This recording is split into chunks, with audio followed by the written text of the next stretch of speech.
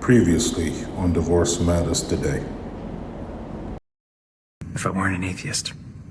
You ignorant sack of meat. You think your atheism will protect you? Oh, I don't believe in angels or demons, heaven or hell, so you can't hurt me. Hell is full of pathetic trash who thought exactly like you do, boldly proclaiming their ideas on how they feel the universe operates, never once contemplating the possibility that they could be wrong. To the World Matters Today, I'm the host of Noik, and we're going to be reacting to what I think is the best religious movie ever. And it's not even really religious at all. It really isn't. It's just matter of fact, and it just gives you the game plan against society. In the previous video I sent you guys, I shared with you guys earlier this morning, you will see that I focused today on the evils of this world and the plans that the devil has for us, right? Without further ado, right, let's talk about this movie. Here we go. Wow. Your capacity for self-delusion is impressive. Ditto. For your species in general, but you in particular. Why? Because we're ignorant compared to you? Because you're inferior by design. Which makes you superior also by design? But design implies a designer. Does that mean you're arguing in favor of the existence of a creator? Unfortunately for both of us, he exists. Wow, I honestly didn't expect that. At least not from you. Really, why not? Theology? From a demon? I know more theology than any human being who has ever lived. Okay. Well, then answer me this. You revolt against a supposedly all-powerful being. I mean, let's ignore the obvious problem with that plan. Then you lose. And after that, what? You only feel that way because you're hearing their side of the story, James. A rebellion accomplished something magnificent, something you would never understand. Well, then explain it to me. Use your diabolical intelligence to distill it down to something my mortal brain can understand. Pearls before swine, Jimmy. Well, then convince me you know what you're talking about. I see what you're doing. You want me to keep talking, going further and further down the rabbit hole in hopes that you can find a single thread in which if you tug at it, James, everything just unravels, isn't that right? Yeah, but if you're telling me the truth, there should be no thread to find. Here we go. Right? Here we go. I use small words. Ladies and gents, I want you to pay very close attention to the next words that he's about to say. What these people making these movies, making this particular movie set that happened on the set was so scary.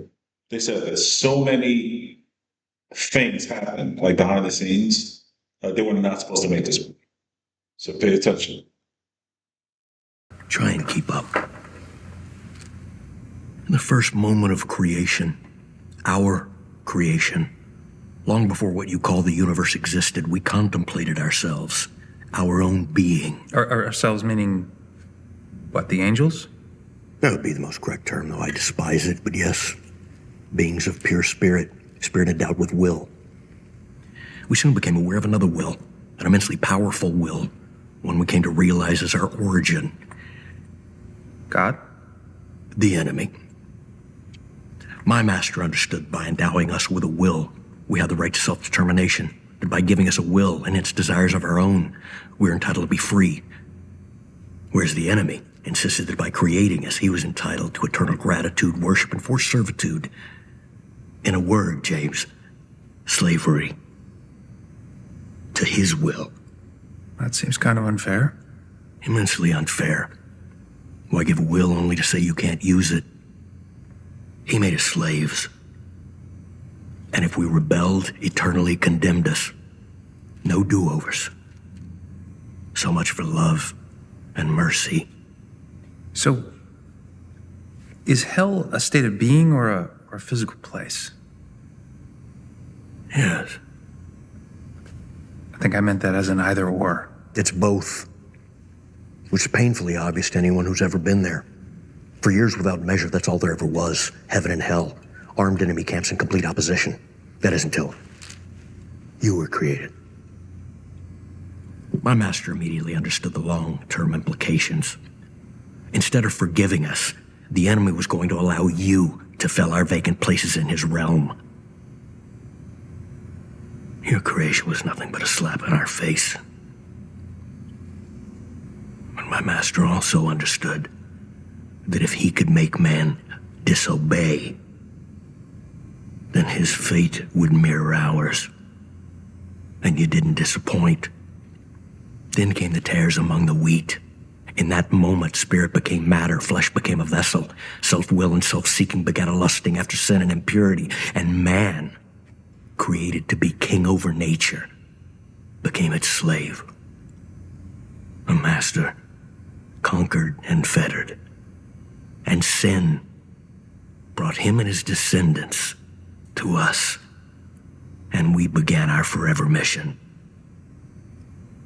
to destroy you. You hear that, guys? Forever mission to destroy, to cause us to disobey and to destroy. Let's keep going. He made you in his image, but we remade you in ours.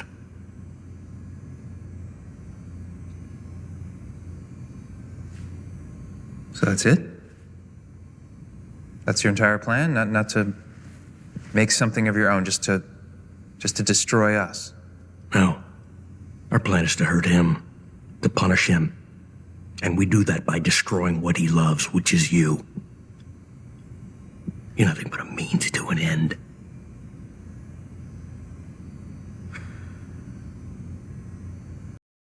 Y'all can keep thinking that this thing is a game. You don't believe in God. You don't believe in the devil. You don't believe that there's a master plan for each one of our lives. You can keep believing that. But one thing that you cannot deny is the fact that you see the proof all over, all around you. You see the proof. There's evil all around.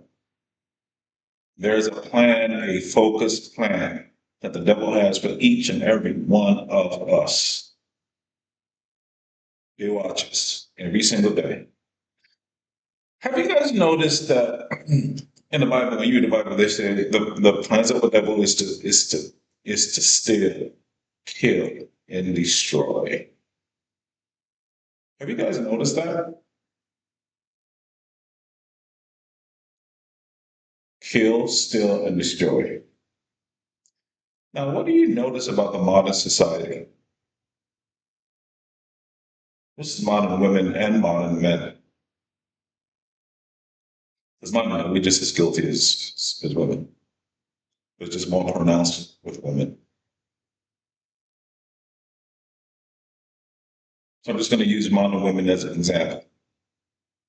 The modern woman, I say modern woman, but the modern woman in her thinking, y'all know what I'm talking about. The modern woman, the little floozies.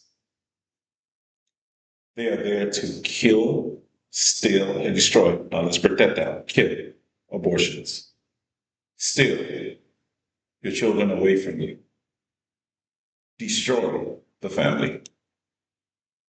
I'll say it again. Kill, abortions. They're known for that. Steal your money, steal your children away from you. Destroy your family legacy. This is literally the plan of the devil. And he uses modern women to do this. And men, to a certain degree. Oh yeah, he uses men to kill. Oh yeah. Look at all the wars all around. It's men doing all the killing. Men.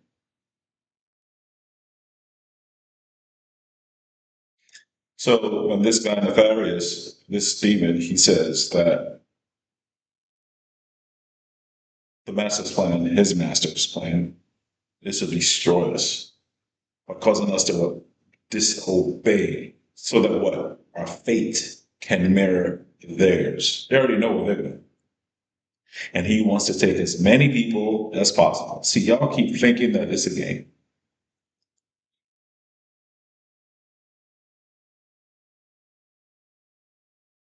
Little by little, bit by bit, they start to take control of a human being. Little by little, bit by bit.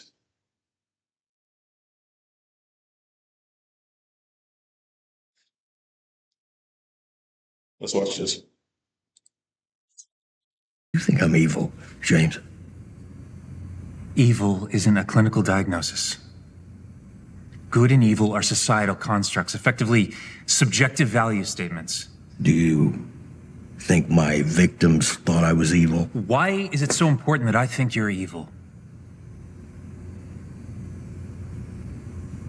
Legionum mihi nomen est, quia multi sumas. Sorry, my Latin's a little rusty. My name is Legion, for we are many. See, James, it's not just about you or Edward, for that matter. It's about everyone. The entire human race. All of us against all of you. Well, if that's the case, your side's not doing too well. Do you really believe that, James? Yeah. We've never been freer. Literacy is at an all-time high. We're working to eliminate racism, intolerance, gender inequality. People can love who they want, be who they want, do what they want. Diversity is no longer a dream. Hate speech is no longer tolerated. And politically, we're reclaiming the moral high ground. James, I think I love you. Literacy, James. James, the average high school graduate reads at a 6th grade level. You have basketball players making $30 million a year decrying racism, all while wearing sneakers made from slave labor. Now, here's something for you. Right now, your world currently has 40 million slaves. More than the Romans had at the height of their empire. You want to know the best part, though?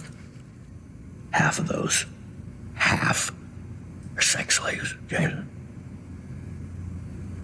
As for hate speech, well, you want to hear some irony? We didn't even come up with that one. You did it all by yourself. Sometimes you amaze even us. I fail to see the humor. Bottom line is you're done. It's over, that's it. And we did it all right to your face, James. And now there's evil everywhere. And no one even cares. Yeah, I don't agree. Proving that we achieved our goal. Slowly, with your movies, your TV, and your media. We desensitized you. Redirected your worldview to the point that you can't even recognize evil when it's right in front of your face. More to the point, James, you can't even feel it when you're doing it. And as for winners and losers, well. That gets decided at the time of death. The exact numbers are a closely guarded secret, but there are more of you ending up in my master's house than with the enemy. A lot more, Jimmy.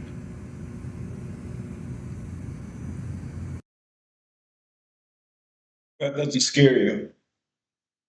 I don't think anything will. If that doesn't cause you to pause and rethink your life, then I don't think anything will as well. This is not a game, ladies and gents. It's not a game. We have social media. We have, we watch NBA. We have distractions. We have our work. We have just so much evil in this world.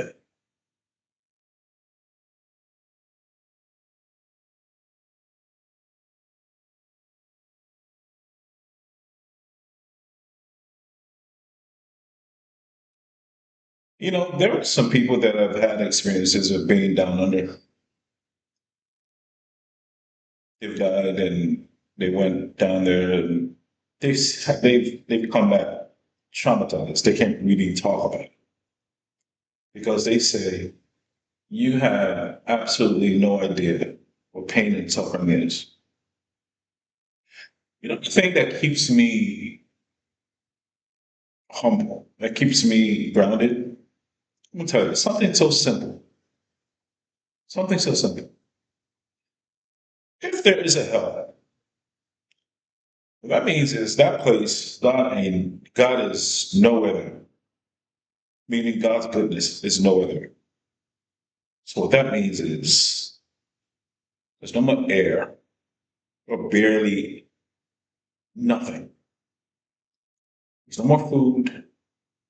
There's no more water. There's no more sleep. There's no more rest. There's no more communication. There's no more communion. No longer any friends. And that is just the beginning. That's just the first place before judgment. Then it's just lake of fire for eternity. Whether you choose to believe that God will do such things as that's a you problem. I'm past that, man. I don't want to find out. You can find out for yourself. I ain't trying to find out. I ain't trying to find out. But the one that gets me the most is hold on. Wait, hold on. So you telling me that if there's a hell and there are people there, they haven't tasted water in centuries?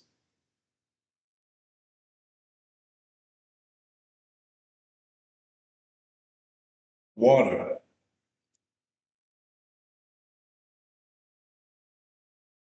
Remember when y'all wake up and y'all thirsty as hell? That's nothing compared to there's no water in your whole body, and you're screaming in agony, and you can't sleep, and you know you ain't coming out ever.